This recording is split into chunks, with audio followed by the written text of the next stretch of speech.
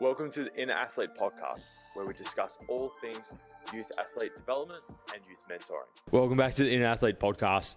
I've got a special guest here today. I've got Josh, Keily, how you spelling? Kylie. Okay. Sweet, I got that right. Josh is an SSC coach. He's worked in multiple programs in the past. Do you just want to give us a quick rundown of who you are and who you currently work with and a bit of your background? Yeah, cool. So currently head of strength and power at Melbourne D's AFLW, assistant S&C at Melbourne United in NBL, and also working in the private sector at the Sixth Principal around the corner, just doing day-to-day operations there as well as some coaching. You're a busy man. Very busy at the moment. How do you manage things? Do I?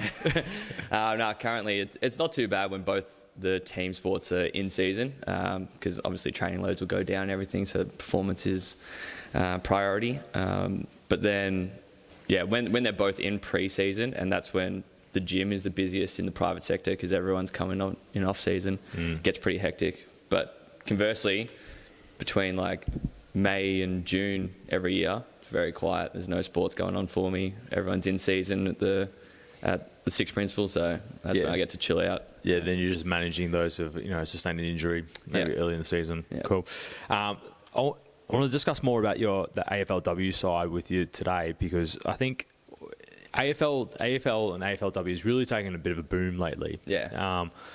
And it's been an interesting period. When they first started, it was more like athletes. Now we're seeing more like footballers come up through the ranks, especially in the representative programs, where it's like it was the Coates League, I think it's called now. Yeah.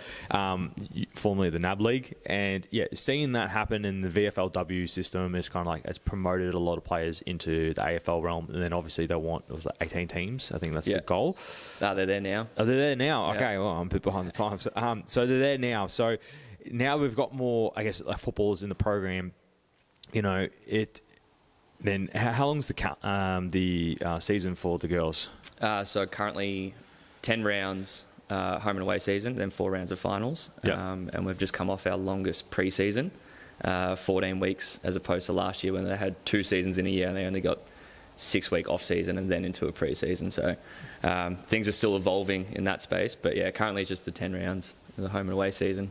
Yeah, so it's still considered more like a part-time gig for these girls. 100%. So I guess from an SSA perspective, like what are some of the things that you really want to see with these girls when they're developing? So you might get like a new recruit coming in, that come out to get drafted or something like that, or they come up through some other means, whether it's through like the next gen pathway program or something like that. How do you go about like developing they've been in high school, they're playing representative level, and then how do you bring them up to the standard where everyone else is? Yeah, no, interesting question, because it is very case by case. Like you were saying, there's a lot of athletes that come in as opposed to footballers. It's still not at the point where every team is complete with footballers. I think it's only been maybe 2 or 3 seasons where girls have been drafted and gone through the system from grassroots and football all the way through. Whereas before that, you'd play through to under 14s, under 16s, whatever it may be, go to a different code, and then AFLW was introduced. So in that sense, there's still a lot of girls that have played different sports that might have strengths in different areas, as opposed to those that have played football all the way through.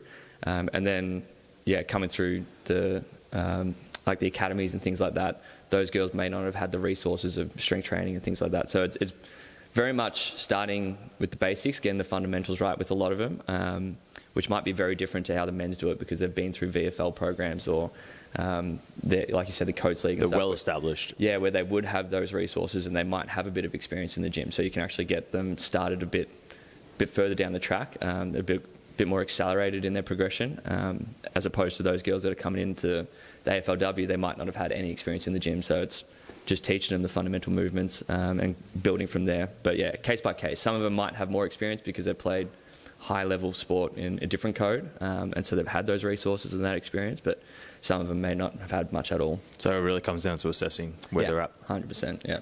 Cool. Then in terms of managing the loads, how do you go about that? So you've got some kids, or some not kids, the girls, women, sorry.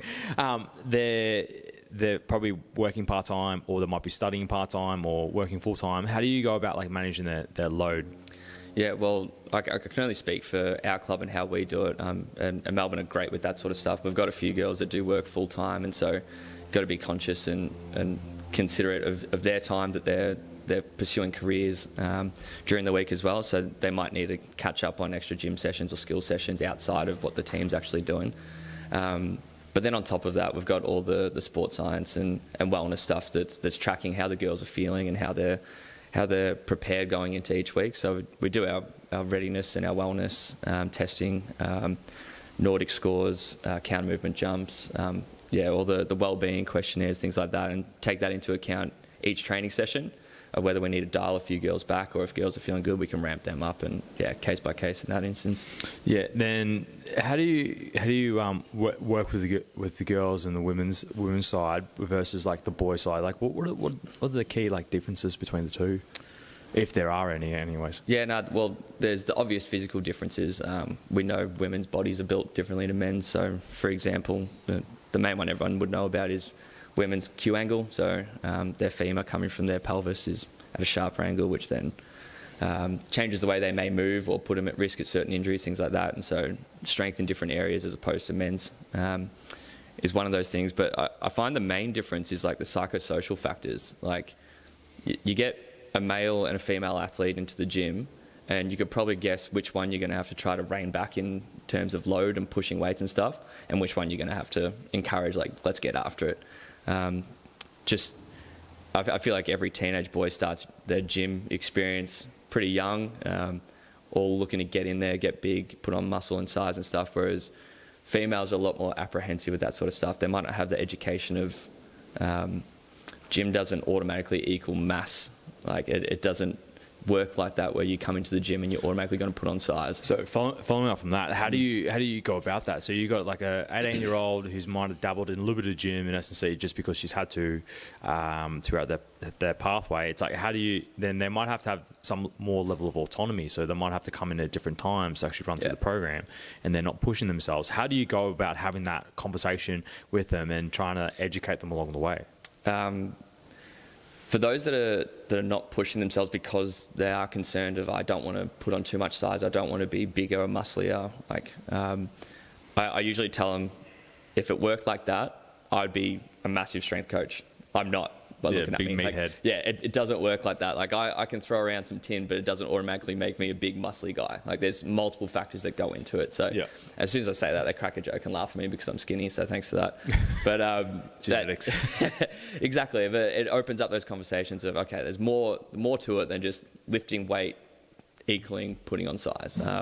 There's your nutrition, there's your genetics, there's what kind of training you do and how close to failure, that sort of stuff. Recovery as well. Recovery, 100%. Yeah, then I guess with the nutrition side, so we know nutrition is important, and you know, for me working with a swimming program, it's even more important because, you know, they're doing 20 hours a week of training plus school on top with a lot of high school kids. How do you go about working that side as well and actually trying to educate them in terms of, you know, eating enough protein, carbs, you know, protein for recovery and just general development, carbohydrates to fuel them. Potentially they might have to eat other foods, whether it's more iron-rich foods or something like that. How do you go about having those conversations? Whether you do or you have someone else that comes in? Luckily enough, we've got a great dietitian at the club, Riley Ellis, who is all over that stuff. She's fantastic with the girls in terms of nutrition. And from my perspective, I try not to get involved in that stuff. One, because I am the strength coach. I know that there's people in positions that are better suited for that sort of conversation. But I think it is important as a practitioner to have an understanding of nutrition, understanding, like, is someone feeling tired and being like, oh, how was your food today? Have you had your meals? Like, you can easily ask someone, what did you have for breakfast? And they say, no, I didn't have anything. And you go, well, maybe that's why your energy is a bit down today, something like that. But if it's more ongoing performance stuff, then yeah, Riley's all over that at the club, which is fantastic. So you kind of have I guess from what you're saying, you kind of have like more conversations if they're not even doing the basics. Yeah, 100%. You can easily have those conversations about hydration as well, but for the more nitty-gritty meal planning, post-game nutrition, macros, your fats, protein, carbs, all that sort of stuff, that's referred to the dietitian. Yeah, that's good. And then how do you work as a team? I guess, you've got, we've spoken to Mitch, you got yourself, then you got Riley, then obviously you got, who's the head coach there at the moment? Head coach Mixtinia. Yeah. And then how do you go about working together to make sure you're really driving the outcomes for the team? Yeah, so we've got our high performance manager, Sammy Batten, Weapon. He's fantastic. He drives all those conversations of collaboration and everything. We have our weekly meetings as performance staff with medical, rehab, strength, nutrition, all in one. Go through the list and just make sure we're all on the same page of what athletes in what situation and where they should be at, what they should be focusing on. And then he's that middleman, Sammy, who will then deliver that message and have those conversations with the coach so that from top down we're all on the same page. Yeah, then you can just raise any potential red flags, specific athletes. Yeah, exactly. And that will come through our testing, our assessment, us catching up with the girls and having those conversations on a weekly basis at training. Yeah, that's good. Then I guess, obviously, you're saying you're working at the top level with AFLW. What are some of the key things that you think that junior girls footy is really missing? And then what would be the advice for the parents in that case? Yeah, I would say got to start your strength training early on. There will be apprehension, obviously, from females trying to get into the gym, and gyms are predominantly pretty male orientated. It can be a scary place for a junior female to start out, especially at a private gym where there may be more males. But get in early, start building those fundamentals so that, let's say you do make it to the top level, you're ready to go. It's not starting from scratch. You've already got a bit of experience, bit of foundation blocks that are built, and you can actually build from there as opposed to starting from scratch. So getting into the gym, learning how to squat, hinge, push, pull, brace your core, get into stack positions, all those sorts of things, and really accelerate your progression from there. Yeah. Then what I've noticed in the junior programs, then you take the girls through like some speed work, some technical work, I'm assuming. Yeah, cool. Then what I've noticed in the junior levels, they're not doing any running work or any running tech, right? And then I guess, what would be the benefits of, I guess in the off season or something like that for a junior girl to actually go out and, seek a track coach or, jump in a speed program or something like that? What would be the key benefits for them to be able to do something like that? Yeah, getting exposed to those positions and those speeds will be a great way to accelerate where you're at. You think of the ACL epidemic that was happening throughout the AFLW in the early days of girls coming from different sports, being in positions that they're not used to, and that's where those non-contact injuries would occur. If you're getting exposed to those positions, building strength, like we know strength is positional, in those sort of areas, then that's just going to do wonders on the back end of your career, wherever you may go in your football journey. I know I said on my side, and I think it's just goes across all sports in general, whether it's like soccer, basketball, whatever it may be. They're just not learning the technical side. Then I think what I've seen is those who've done track and field early in their careers, whether little athletics all the way up to 12 years old, and then decide to specialise later on in some other sport, they're the ones that really do flourish at the end of the day in their sport when they're learning more the technical component in their early teen years. We know early specialisation in sport for kids may not be the best thing. Like, you might want to be exposed to different sports and different positions and stuff, and because they all can translate and benefit in different codes. So playing around with different sports is also super beneficial. I remember when I was at uni, I did a research piece on rugby league, and it said the correlation between upper body strength and then tackling ability. And they said there was a bit of a discrepancy between the strength of those who played state level seniors versus those who played NRL first grade. And there was it was almost like a 10% difference between the upper body strength. How have you gone about, helping these girls out to actually understand how the S&C side and getting stronger is actually going to help, I guess, transfer across onto the field? Yeah, great question. That's something that was highlighted in the pre-season from the performance staff to the girls. So Sammy came in with a great idea of one day at the gym, hey, let's print out a few photos of some of the girls from previous games in positions that look like what we do in the gym, and let's talk to them about the transfer of what we're doing. And so we printed out some photos of of girls doing a fend off or like driving up through a tackle that replicates like a trap bar deadlift and things like that, and spoke to them about that to show, hey, this is what we're doing in the gym and this is what it looks like on the field. Like, you might not think lifting weights is going to be too specific to your sport, but it is going to help in certain positions. I even had a comment. I made a comment to one of our girls. It would have been Monday last week against Geelong. One of our top performers, Alyssa Bannon, had a 2-on-1 in the forward 50. And she pushed off one of the girls, a big shove, and picked up the ball, kicked it to the goal line, was marked by another girl, put through for a goal.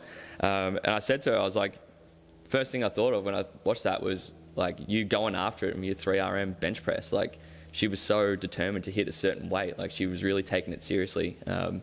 And benches good numbers. And then what she did on the field is the exact same movement pattern that she was chasing. And that just lit up her face, which was great. Yeah, the penny drops, essentially. Yeah, exactly. Then coming from that side, then how has that kind of translated across towards the group? Has there been more buy-in, seeing, I guess, what Sam did in terms of putting up these photos in different positions and the exercise correlated to those positions? What has been the buy-in from the group after that? Yeah, well, I'm probably lucky enough that when I came into the program, there was already good buy-in for the strength program, which speaks volumes of those that were before me. We've had a list that have been there pretty consistent for a few years now, so they understand what's expected in the gym, and it goes against what I was saying before of how females may generally be more likely to be apprehensive in the gym and get after it, but it's the opposite with our girls. They take it super seriously. They love throwing weight around. One of my favourite things on a Thursday when we do our power session, we might be in there at the same time as like some of the rugby boys at Amy, and just seeing all our girls throwing around weights, all the weights slamming on the ground, med balls slamming against walls, like just causing a ruckus. It's a circus in there, but it's fantastic. The level of intent they're getting after it, it's just great to see. Yeah, and then obviously they get around each other as well. Yeah. And then do you measure that as well? Some of the power exercises using like Tendo units or gym aware? So we've just started using the gym aware on specific lifts, just tracking bar speed. Just introduced it to the strength program at the moment, so it's more of that initial feedback, see your number, try and beat that on each rep. I remember there was a study back in the day where they compared power output for those that performed an exercise, saw their number of their velocity without any education of what it was. They then performed better than those that weren't getting any feedback at all. So just by seeing what speed you are moving the bar is going to create that competitiveness inside you to try and beat that rep. And moving forward, we will look to put on speed limits of let's stay above X meters per second, whatever it may be.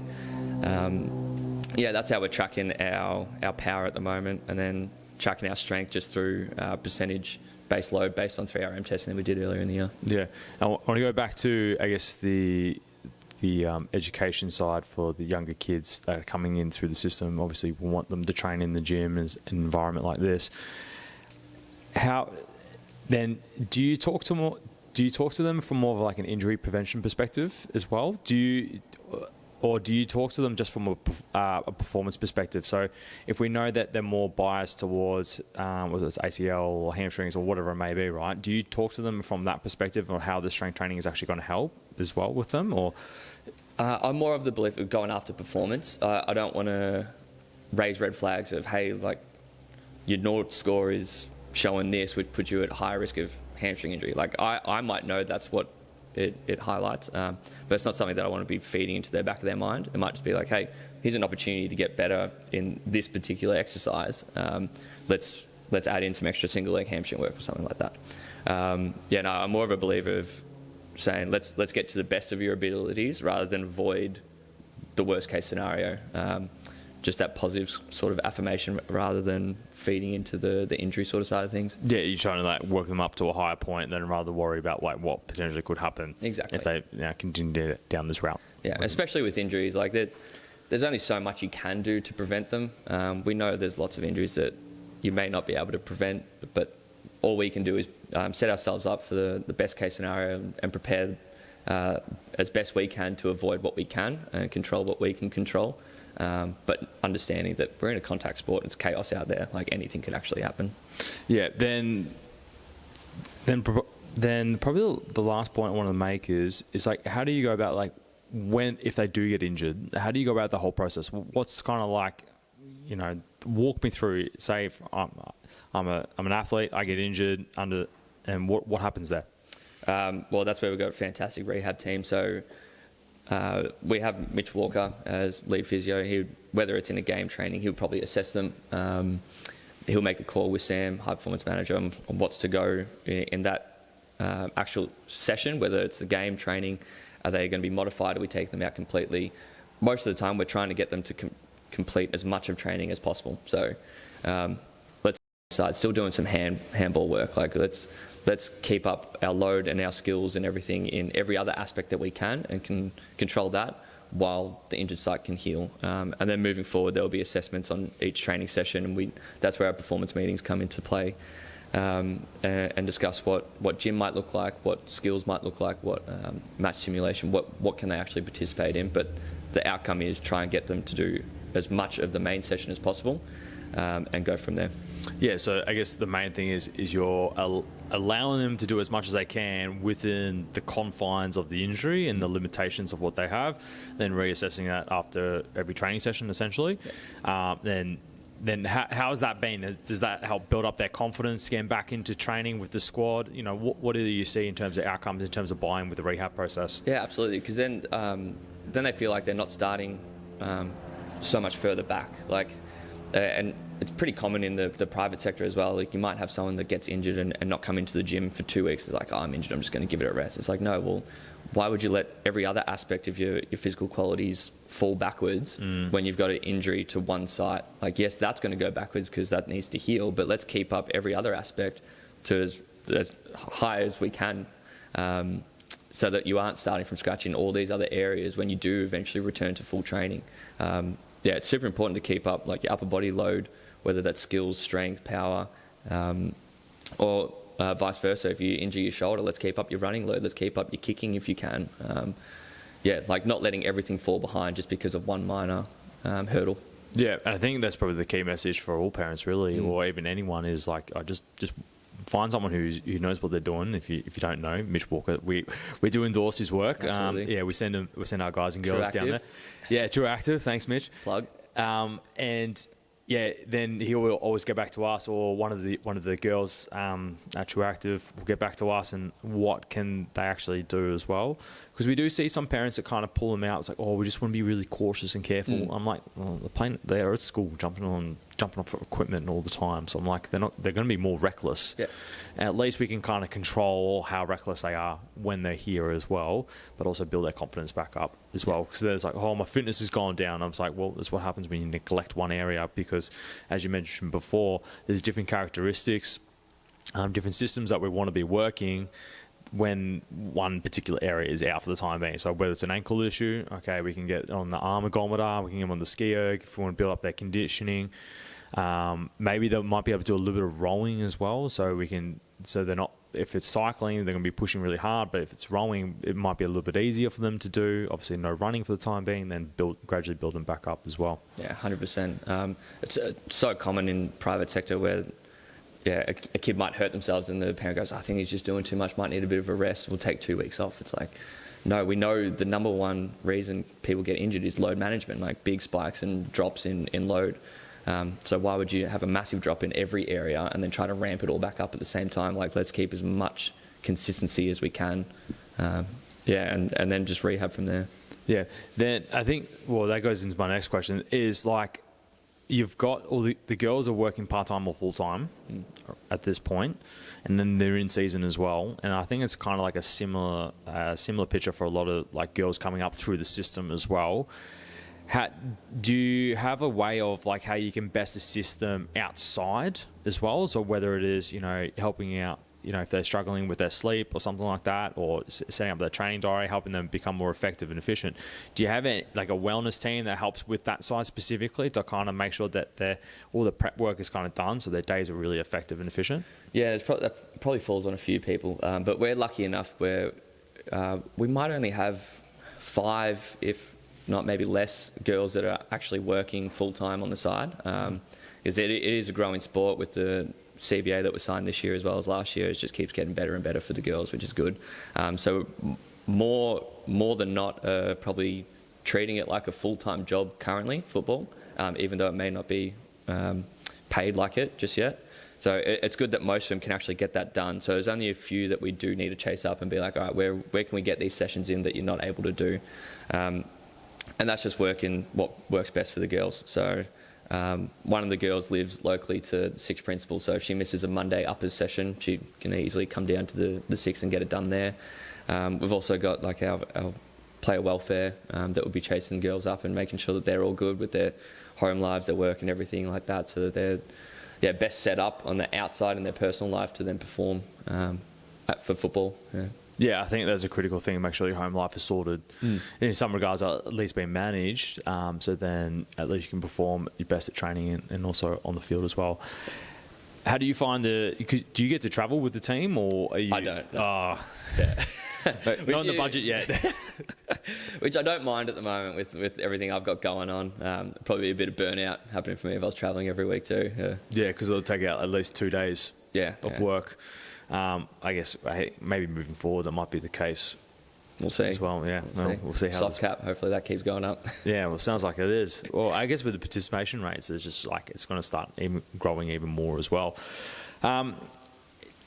Anything else you want to add in terms of the young footballers coming up through the system and?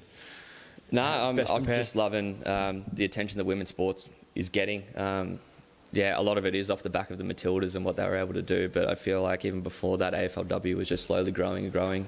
There's more interest, there's more, like you said, participation rates, people coming to games, which is great. Just with that happening, more girls are going to start looking up to these women as heroes and wanting to chase that for themselves, and so they'll get involved in football, so there's going to be more participation, more girls coming through the ranks, skills going to improve, the quality, everything. It's a good time to be in female sport. Yeah, it's definitely a growing industry because you had the NRLW that's finished up for the year with Newcastle taking out the win for that. Obviously, the Matildas campaign. How did you find with the NRLW? Did you feel like that started to boom off the back of Matildas as well? Or I'm not sure what the timing is like. So the NRLW, they're an interesting one because they've played their season. Their season usually is in parallel to the men's competition. They've modified the game a little bit as well. I think it's 35-minute halves or 30-minute halves as well. They've actually done State of Origin in the women's as well, so they're bringing out the best of the best. I think AFL could potentially do something, the AFLW could do something like that as well. I think they need to find a way to showcase it. I know with the men's side, they've tried to do the sevens, AFL X, whatever it was. It was supposed to be like a rugby sevens version, essentially.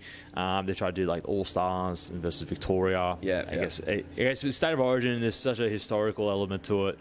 But then they also have representative footy as well, so they're trying to showcase a lot of countries because NRL is a international sport. I think that's the problem with AFL. It's just like if it's Australian rules football, it's kind of like just played in Australia. And then within that, it's even more concentrated in Victoria. And it's just, I think just the name itself kind of caps itself in that sense.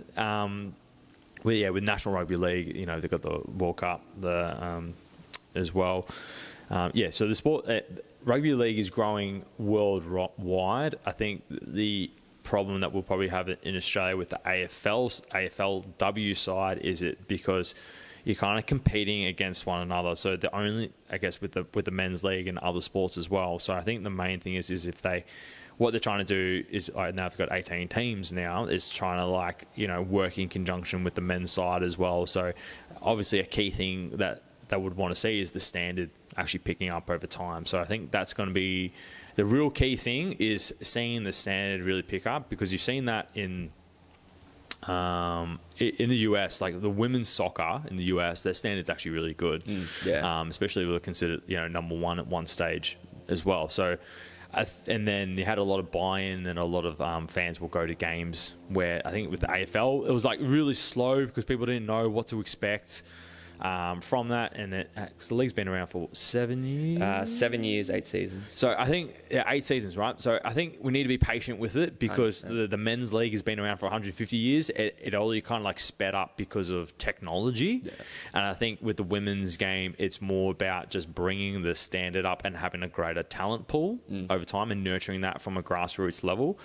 And then utilizing the social media and technology in order to best showcase that as well.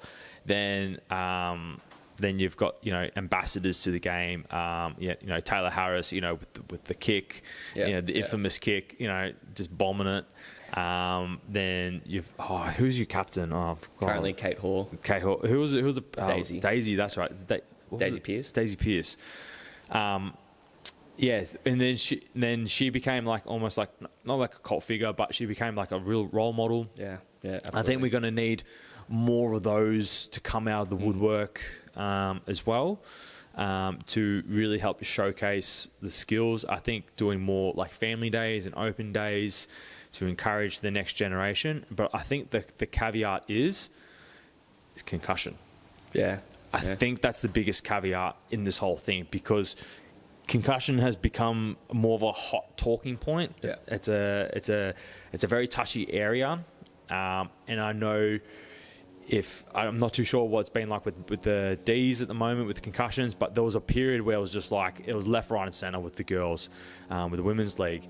So I think if they can really get that under control and bring up the standards, so improving tackling ability, improving the awareness and the structure and how it flows, and that fatigue management. Because how long are the quarters? Just gone up to 17 minutes. Okay, so they've brought it down, so it's not. Then they can gradually build it up as the talent comes through. Yeah. So fatigue becomes less of a factor, which may cause a concussion because of a lack of decision, the dehydration, and because they play during the summer as well.